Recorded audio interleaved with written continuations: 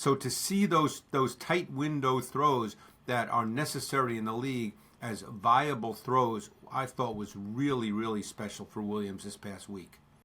You're tuned in to the Ross Tucker Football Podcast, guiding your gridiron journey, none other than your host, former NFL lineman, Ross Tucker.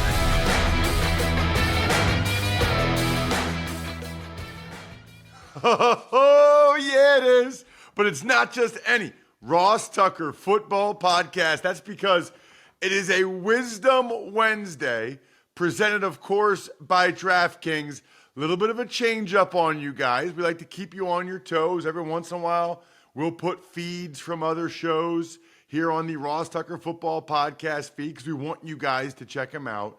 Or we'll put this feed on some of the other shows, Even Money, College Draft, Fantasy Feast. Love when you check out the other shows, whether it's the audio version or youtube.com/Ross Tucker NFL. But with 3 games on Thanksgiving Thursday, we decided to get the wisdom from the civilian GOAT, Greg Cosell, today. Tomorrow, we'll actually have a special interview with Kyle Long on Thanksgiving, talking about what Thanksgiving was always like for the Long family. Can you imagine the food, the football, the backyard games? Incredible.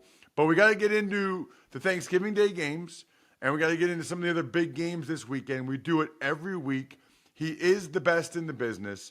You can and should check him out on social media at Greg Cosell. And he's actually presented today by Labatt Blue Light. Hopefully a lot of you have stocked up on Labatt Blue Light for this epic holiday weekend. Drink those with family, with friends. Live life to the power of we. Always enjoy responsibly. Beer, Labatt USA, Buffalo, New York. It's Big Show time. The Big Show. Okay, Greg, let's dive into some of these games. Let's start with the Bears and the Lions. Looks like Caleb Williams has looked better the last couple weeks. The Lions, I think I was most impressed with how they played defensively against the Colts, given, they lose Hutchinson, they lose Anzalone, and it still seems like they're getting better on that side of the ball. Yeah, I'd love to talk about Caleb Williams if you're okay with that. Yeah. I thought that this particular week, there's certain, when I watch quarterbacks and evaluate quarterbacks coming out of college, and sometimes it's difficult because you don't necessarily see the kinds of throws that they may have to make at the next level, because as you know, you do college games. The college game is different, particularly with the pass game, because of the hash marks. So you don't necessarily see a lot of tight window throws between the numbers, between the hashes in the college game, because the college game isn't really, the symmetry of the game is different because of the hash marks. But in the NFL, to be a high-level passer, again, there's different kinds of quarterbacks who can be successful multiple ways. But to be a high-level passer, you've got to be able to drive the ball and make tight window throws. That's one thing Bo Nix has shown the ability to do well this year.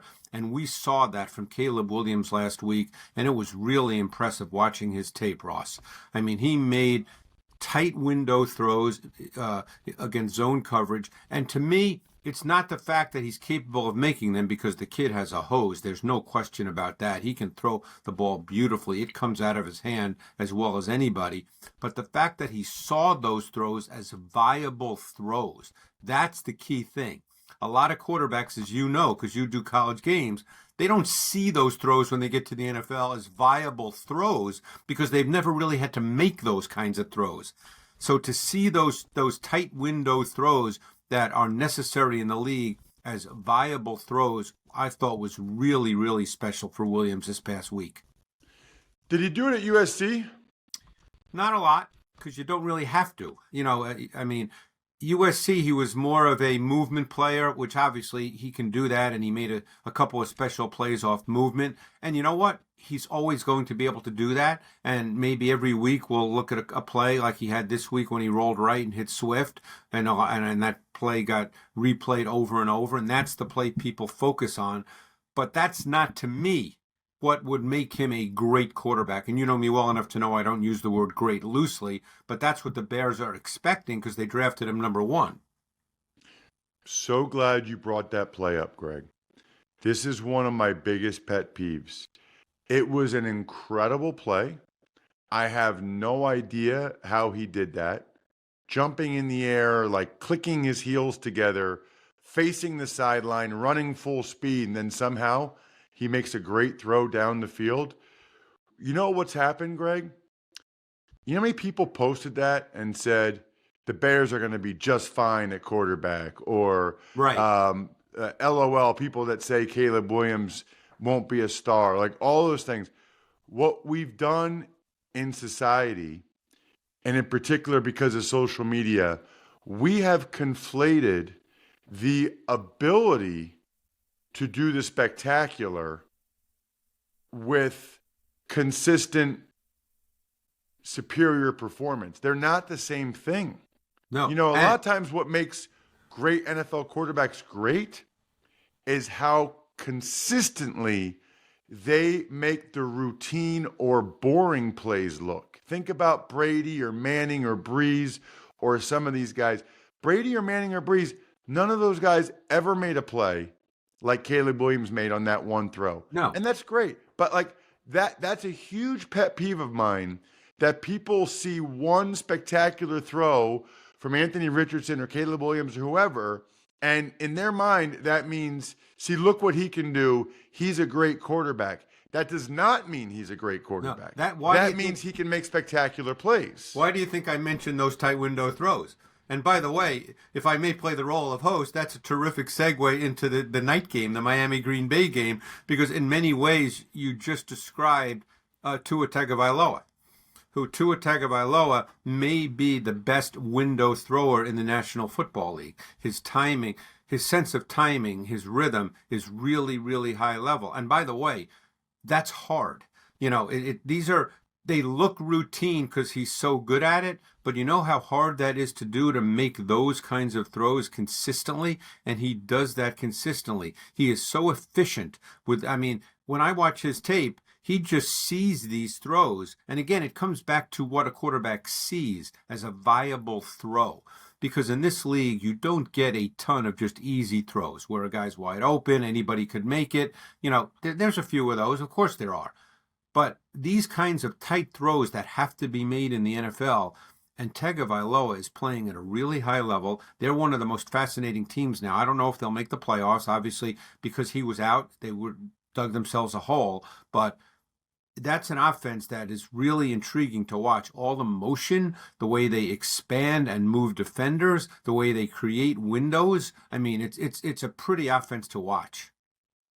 It is a beautiful offense to watch. Didn't you have them a couple of weeks ago? Yeah, their Raiders game. Yeah. It's beautiful. It's like synchronized swimming. Yeah. It's really beautiful to watch. And I'm so glad you said that. I don't think when you watch it on TV, you can appreciate how early he throws the ball. No, I agree. Imagine, I want the listeners or people watching youtube.com/Ross, imagine throwing the ball into a space on the field where it's in between multiple defensive players. Your guy is not even close to being there yet. Right. And you're putting an incredible level of confidence that he's going to do exactly what he's supposed to do, and he's going to be there when it's time to be there. And if you watch it like from the end zone sometimes, it is spectacular. I mean, nobody, like no high school kid would ever make that throw. It's funny. It's funny you say it watching from the end zone, because very often you see him start to deliver the ball and the receiver's not even in the picture. That's what you see from the end zone shot. The receiver's not even in the picture, and he started his delivery. You know what it tells me, Greg? The receivers must not have a lot of choices when they're running those routes, because he's throwing it before, like, there would be a lot of interceptions if they were making a lot of choices on the run. I mean, they must have a pretty good feel pre-snap. Yeah, you know that. That's all timed up. I mean, I'm not saying that makes it easy, but that's all timed up. I remember many years ago, having a conversation with Steve Young, and he was telling me that until he learned how to do that, and Bill Walsh harped on this and coached him up on this hard all the time, until he learned how to do that, he couldn't become a great quarterback, because you need to throw the ball. Particularly, see, that's the point I was making about Caleb too. when you throw the ball between the numbers between the hashes, you can't wait. Then it's too late. You know that, Ross. You played. Then it's too late. You can't wait because you have to throw it with anticipation, with timing. If you wait, the defense will be there. That's going to be a fun one. Although it looks like there might be a lot of weather for that one, and very what are they cold. saying? Could there be snow? I know if they're saying that for my game, Buffalo and the Niners Sunday night radio. I don't know about snow, but I know it said under 20 degrees or something, and I saw where Tua's excited about it because he knows what the narrative is about him from Hawaii and Alabama, and he said, I can't wait to destroy that narrative. I just love his mindset right now. Yeah, the interesting thing, just a real quick point on the Packers, I mean, and this is something, and I'm sure you've noticed it as well. It seems like the run game has returned a bit to the NFL. That what's really happened this year in the league is there's been such an increase in the use of 12 personnel by teams. I mean, there's many teams. I would say there's probably 8 or 9 or 10 teams that play over 40% of their offensive snaps out of 12 personnel with 2 tight ends on the field. So I'm not saying that there's a dramatic change in the NFL, but everything, as you know, you've been doing this a long time, everything is cyclical in the league. So I'm curious to see where this goes. But, last week the Packers had 42 rushes for 169 yards. And we know how Matt LaFleur does want to run the ball. So we'll see. I mean, weather may not affect them at all. What about Raiders-Chiefs? That's the Black Friday game, Greg. Yeah, the Chiefs, I think that Mahomes has looked a lot more comfortable these last couple of weeks. He's getting back into being, in a groove from the pocket through making throws. He can always make special plays. It's funny what we talked about with Caleb Williams. Mahomes has always been able to do that, but he's always been able, in the context of Andy Reid's offense, when necessary, to be able to make special throws from the pocket. He gets the ball out quick. That's the other interesting thing I think that people lose sight of with Mahomes, Ross, and I don't know if you've done any Chiefs games this year, but when that offense is working, he gets the ball out quick, even though a lot of those throws are under 10 yards, which has really become more of his MO than deep throws. He just gets the ball out, and therefore they sustain offense. A lot of people say, well, they don't quite look like the Chiefs offense, but this is what the Chiefs offense is. It's quick rhythm. They sustain. He makes some special plays. They're the best third down offense in the league. They're number 1 in time of possession. They just don't look, I think, what people expect them to look like because Mahomes is so talented. The thing to keep an eye on with the Chiefs right now is their defense a little bit. Ever since they lost Jalen Watson, their defense is highly dependent is not the right word, but they've had really good corner play in recent years, and Spagnuolo's been able to take advantage of McDuffie and Snead and Watson. These guys, well, Snead's in Tennessee and Watson's hurt, so. That's a great point. McDuffie's been playing on the outside pretty much exclusively now, and they basically play, in a sense, big nickel with Shamari Connor being their slot. Yep. What about the Chargers and the Falcons? Greg, that's a couple teams in playoff positioning right now. Yeah, Chargers are kind of an interesting team. I know they lost the other night, but their offense is kind of evolved in a nice way with the use of multiple tight ends and the use of a lot of play action. Herbert's been really, really efficient in this offense. He's not thrown an interception, I think, in 9 consecutive games. Obviously, there were some bad drops the other night, which could well have changed that game. But that's become a highly, highly efficient offense. But off the play-action pass game, Herbert's been driving the ball down the field. It didn't quite happen the other night, but that's the way it's evolved over the course of the season with the multiple tight ends and driving the ball down the field. So we'll see against a Falcons defense that really doesn't have a pass rusher. So we'll see how that plays out. That's really a big game for both teams. Yes, we're getting to that point of the year where, like, for these teams, I mean, the Falcons need to win for the NFC South. The Chargers need to win for a playoff berth. I mean, these are the type of games that you really like. What about another one similar? The Arizona Cardinals and the Minnesota Vikings, Greg. Yeah, I've been really enjoying watching the Vikings offense. I think Kevin O'Connell, in some ways like Ben Johnson, he does such a great job with his routes, with his route spacing. He really presents clean throws for Sam Darnold, who's looked very good for 95% of this season, looks comfortable. And Darnold, it's funny how when a quarterback is comfortable with his offense and what he's seeing from the defense, how his arm just looks stronger. Now, Darnold's always had a good arm, but the ball comes out really, really well. They do a lot of great things versus zone coverage with their route concepts and route combinations, and they're an attacking pass game. It's not a check down pass game. They work the intermediate and intermediate to deeper levels really well. You saw that on critical throw in overtime when he hit Hawkinson. Those are the kinds of things they do really, really well. And if they can get Aaron Jones going, because their O-line's been a little bit of an issue. I mean, they lost Darisaw. I don't think people realize how good a left tackle he is. Then Cam Robinson, who, just from tape study, I don't think Cam Robinson's that good a player. And then he got hurt, and now Quisenberry is playing. So, their O-line is a bit of a struggle. But Aaron Jones, if they can get him going a little bit with some kind of a run game, they've got a really good offense.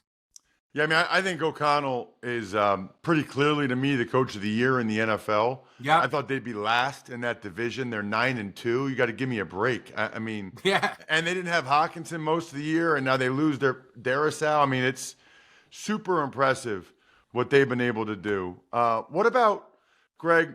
I think both these teams are interesting right now. The Titans and the Commanders. The Commanders have now lost 3 straight. Yeah. I did the Titans game on Sunday, Greg, and it's fascinating because Levis did a lot of really positive things. Yep. He also took 8 sacks, at least half of which I put on him, and had a pick 6. It's like pick 6. It's a weird, really good game, if that makes sense. Yeah. Well, if we said going into the game that one team the quarterback would be sacked 8 times, that they'd have an interception return for a touchdown and an 80-yard kickoff return, you'd probably say they'd have no chance of winning that game. But I don't think people are aware, and you just did the game, I don't think people are aware of how good their defense is. And they're getting really good play from unexpected sources. I mean, Tavondre Sweat has had an outstanding year, and you just did that game, and you saw what a factor he can be inside with Jeffrey Simmons. That's as good a D-tackle duo as there is in the league. And they've gotten really solid play from 2 corners who were not expected to play at all. The rookie Brownlee from Louisville, who will make a mistake here and there, but he's super aggressive, super competitive, has amnesia in a positive way, just keeps playing. And the Baker kid who came from Indy as a free agent, he's been pretty good. And then they had to play Worley, who found out about a minute before the game that he was going to play because of Hooker. I guess he was ill. He actually, played reasonably well in this game. And I thought Kenneth Murray had his best game of the season, hands down. He was flying all over the place.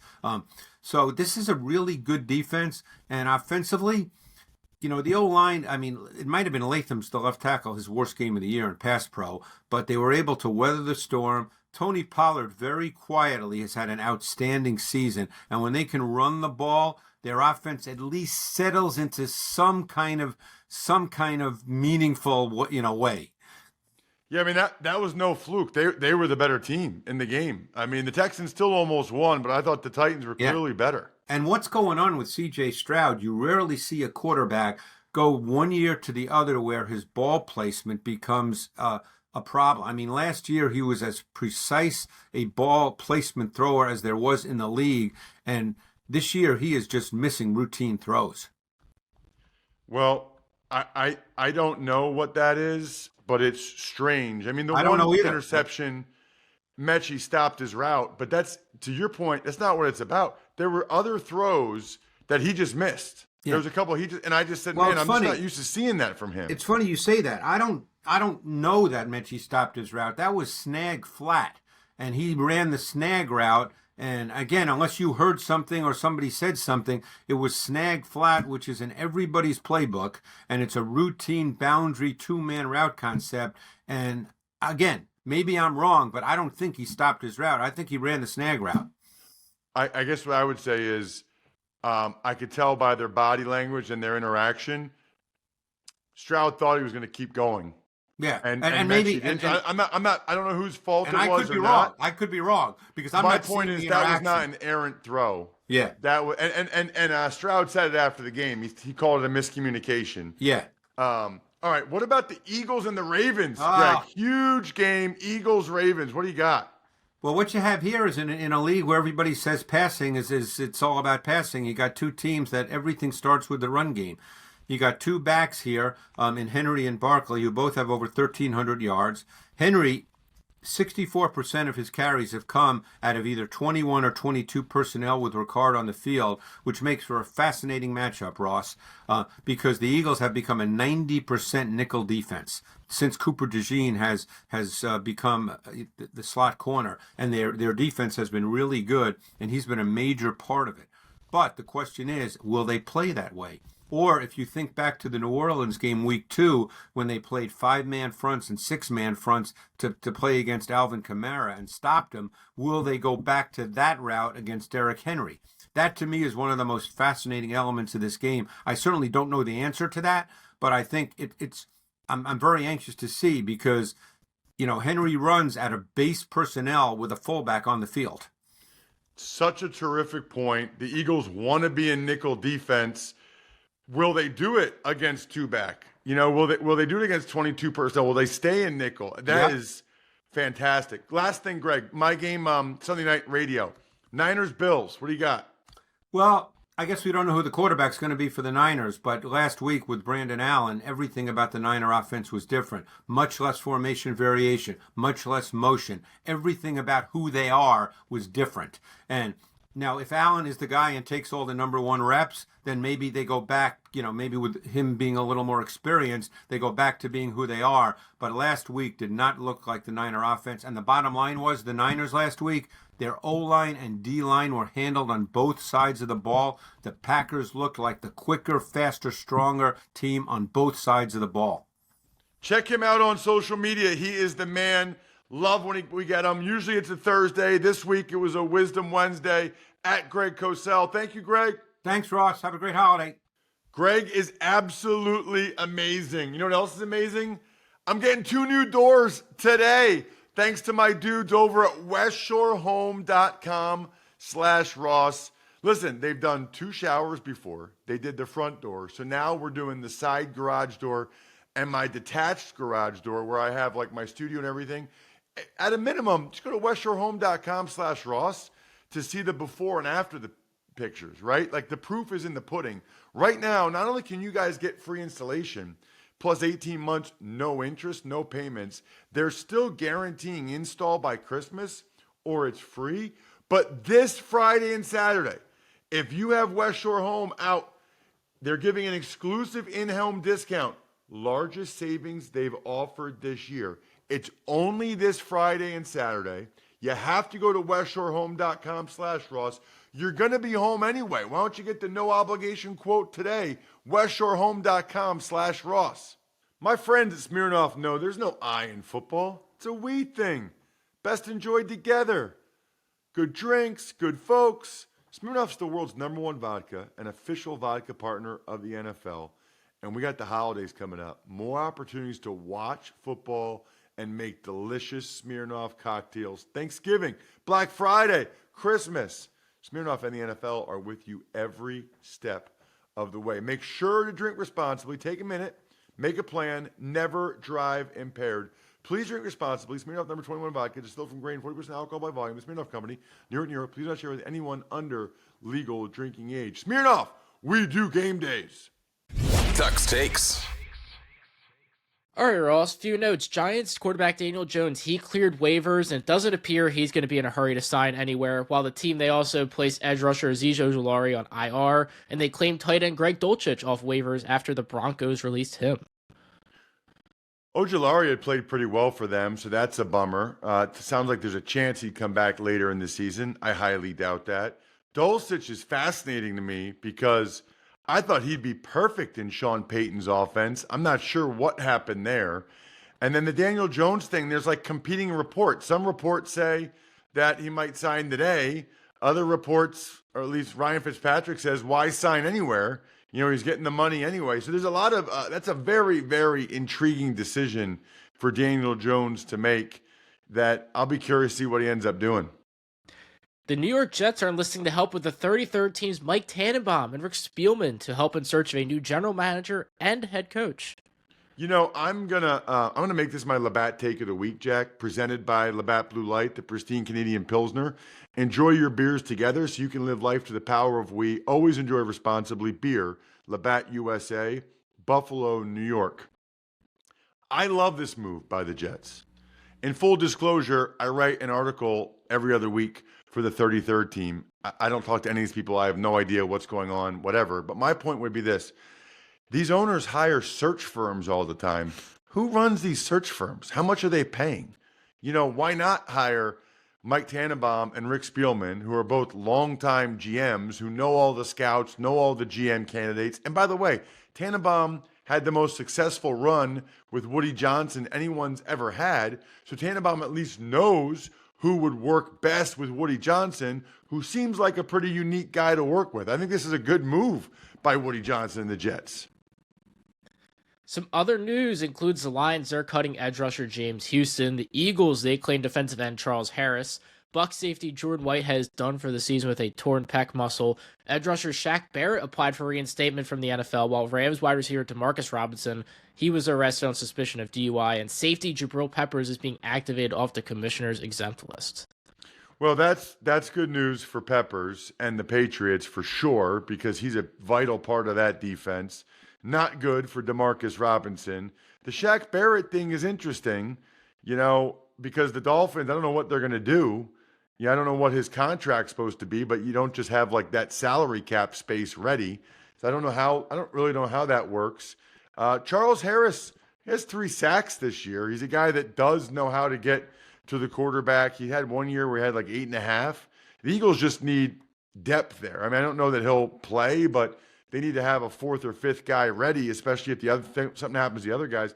I thought they might go for James Houston. He had 8 sacks a couple years ago, and then the Lions just cut him. So maybe the Eagles will try to pick up James Houston as well. Other than that, Kyle Long tomorrow should be epic. I think we're done here. Thanks for tuning in to the Ross Tucker Football Podcast. Make sure to also check out Even Money, Fantasy Feast, and College Draft, all on the DraftKings Network on Samsung TV Plus, YouTube, or subscribe to the podcast on your favorite platform. Shout out myfrontpagestory.com. Got a cool tweet from a listener yesterday. Said they ordered one for their grandmother. Cannot possibly recommend it enough for any grandparent or parent. They will read it over and over and over again. myfrontpagestory.com, backofficescheduler.com, humanheadnyc.com, Sporticulture, and Pizza Boy Brewing.